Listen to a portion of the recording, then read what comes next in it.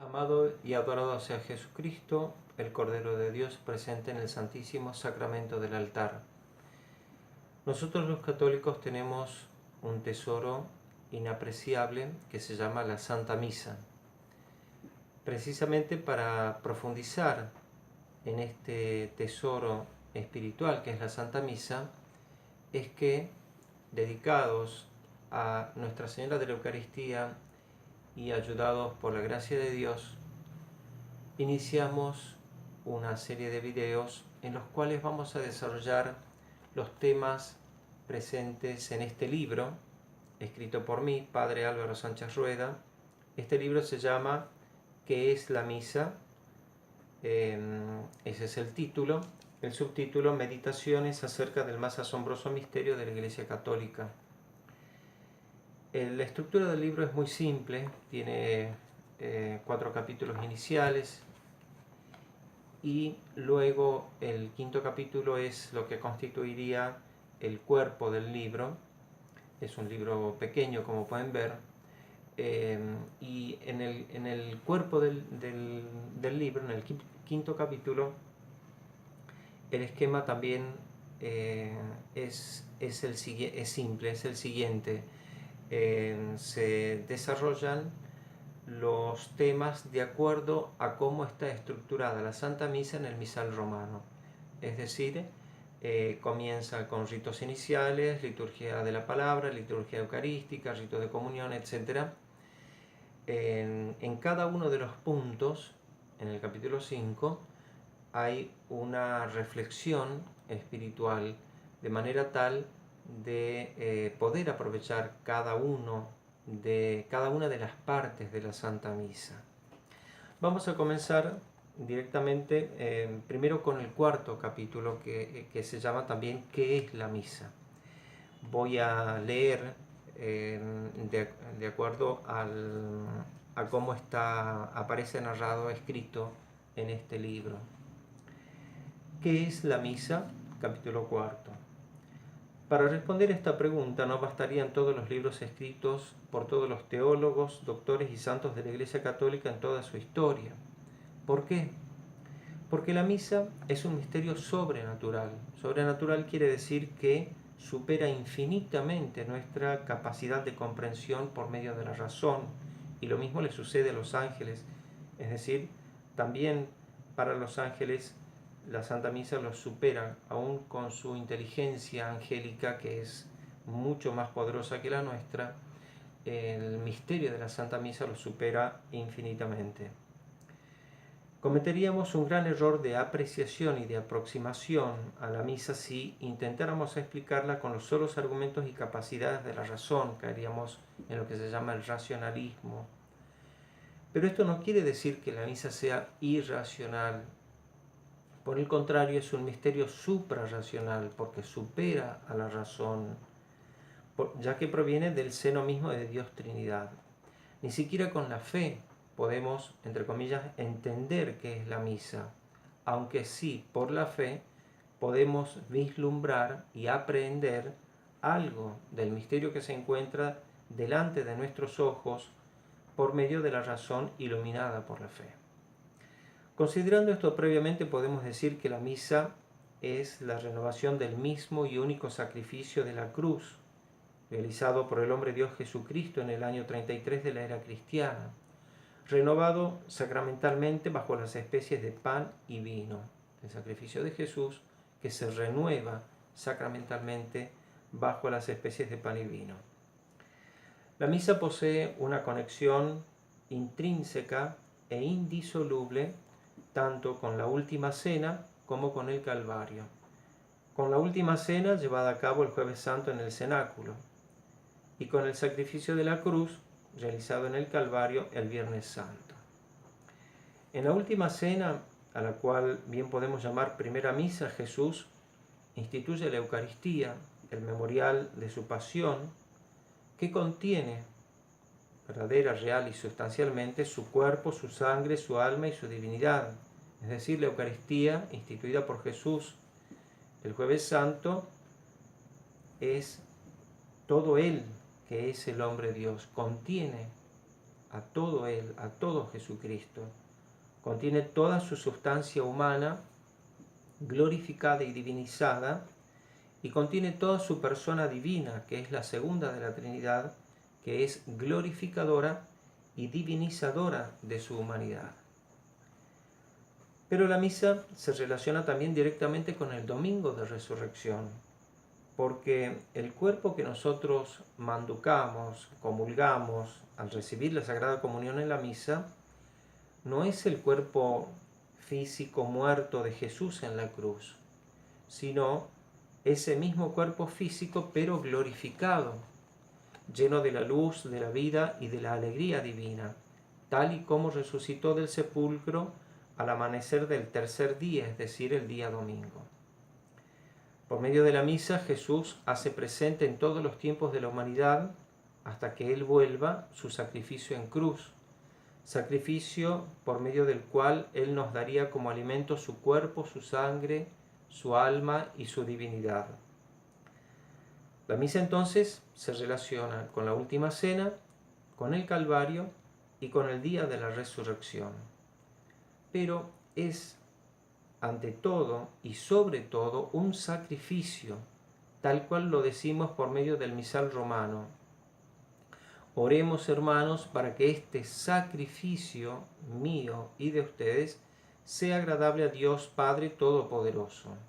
Esto es lo principal que debemos tener en cuenta cuando hablamos de la Santa Misa, que es un sacrificio. Hay otra opción en donde también se usa el término sacrificio. En el momento de ofrecer el sacrificio de toda la Iglesia, oremos a Dios Padre Todopoderoso. Y a su vez el pueblo responde asintiendo a las palabras del sacerdote, en el sentido de que lo que la Iglesia está por ofrecer a Dios es un sacrificio. El pueblo responde así: el Señor reciba de tus manos este sacrificio para alabanza y gloria de su nombre, para nuestro bien y el de toda su santa Iglesia. Para entender por qué la misa es un sacrificio, debemos saber qué quiere decir esta palabra y cuál es su significado religioso, ante todo en el Antiguo Testamento y en el Nuevo Testamento. Pues la misa, podemos decir, está prefigurada en los sacrificios del Antiguo Testamento, se realiza en el Nuevo, es el sacrificio del Calvario, y se actualiza en la Iglesia, es el sacrificio del altar.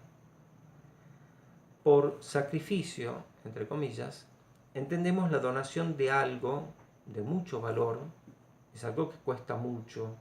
El sacrificio implica la idea de que lo donado es algo sumamente valioso. Entonces, es la donación de algo de mucho valor a alguien en reconocimiento de una cualidad. Es decir, no se dirige a cualquiera el sacrificio, sino a quien se considera digno del sacrificio, como por ejemplo Dios.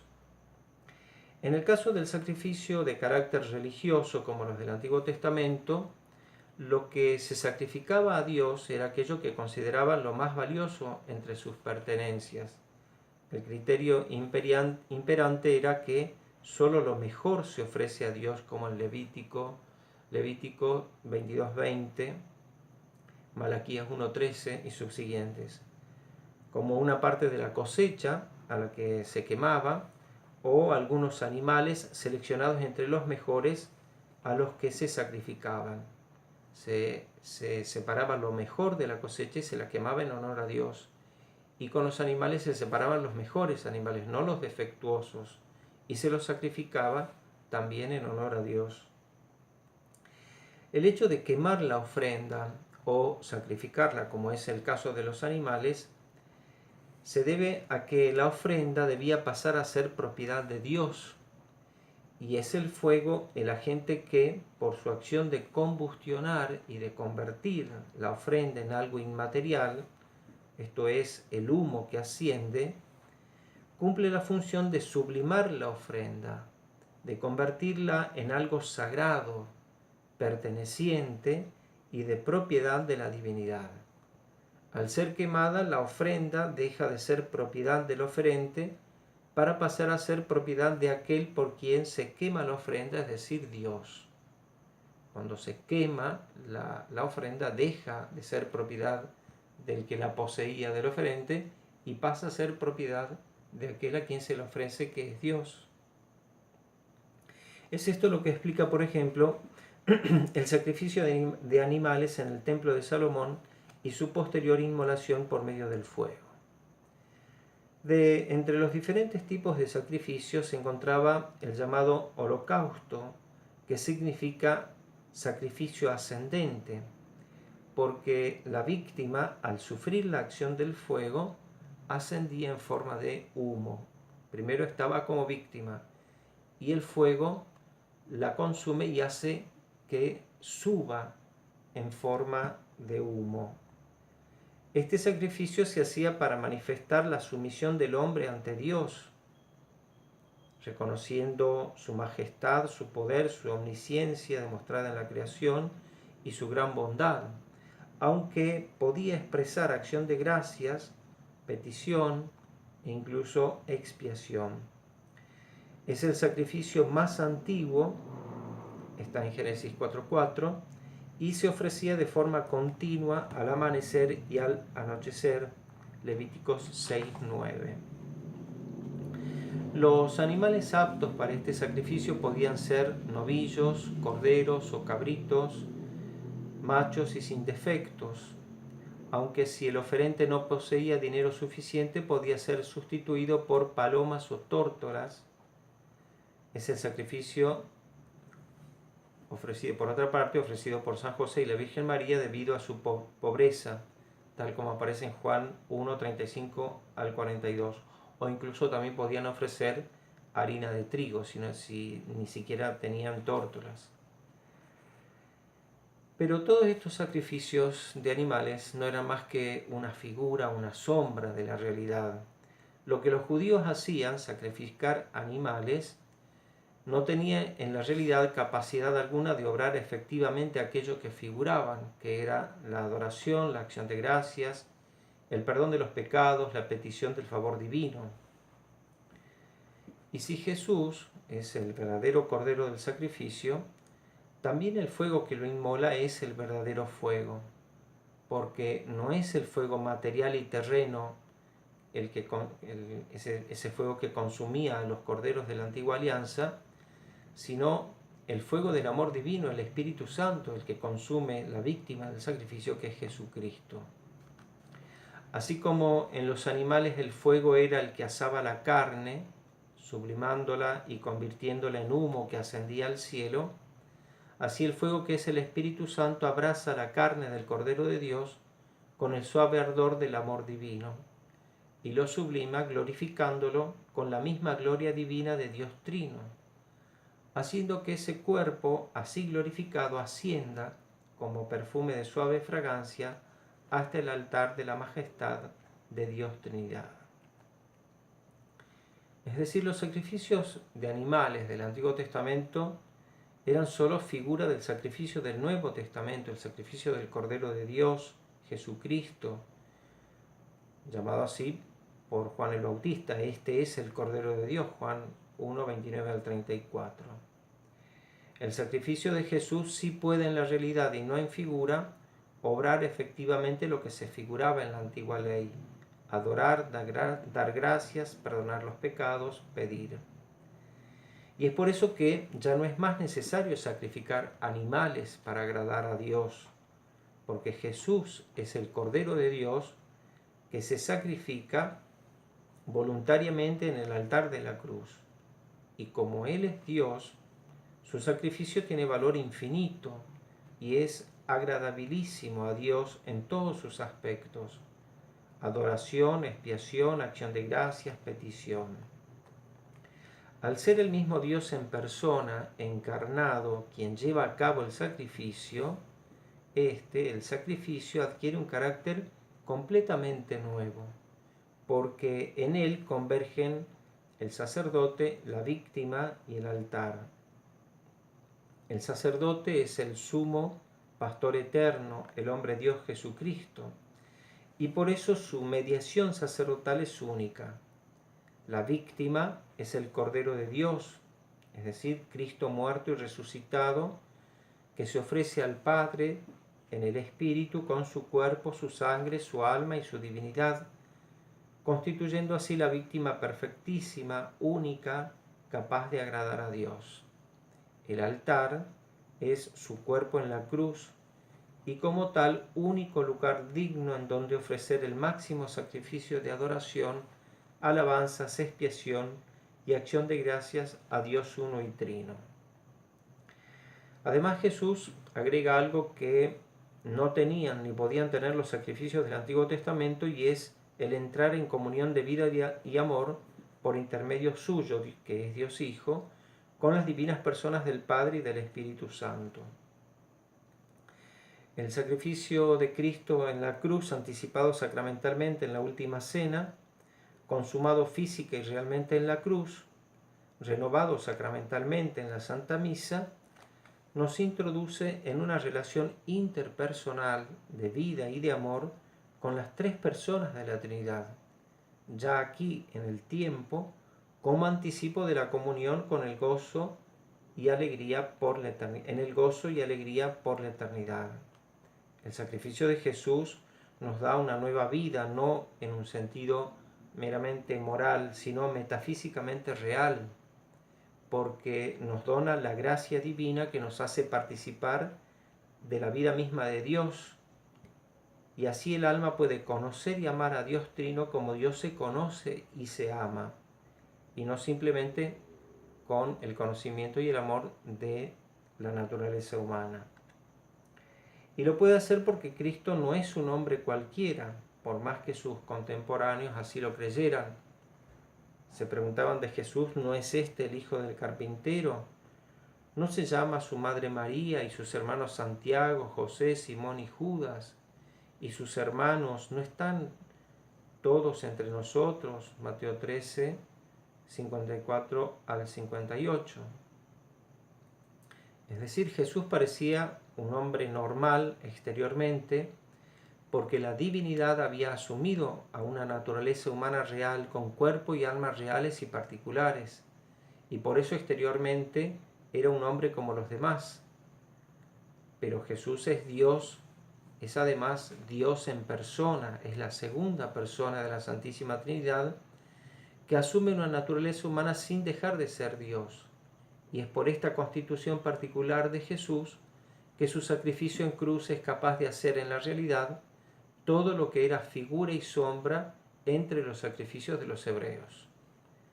Jesús es hombre Dios. Como hombre muere en Jerusalén en el año 33, pero como Dios es inmortal y es eterno. Y por eso su sacrificio alcanza a todas las edades de la historia humana y a todos los seres humanos, desde Adán y Eva hasta el último hombre nacido en el último día, en el día del juicio final.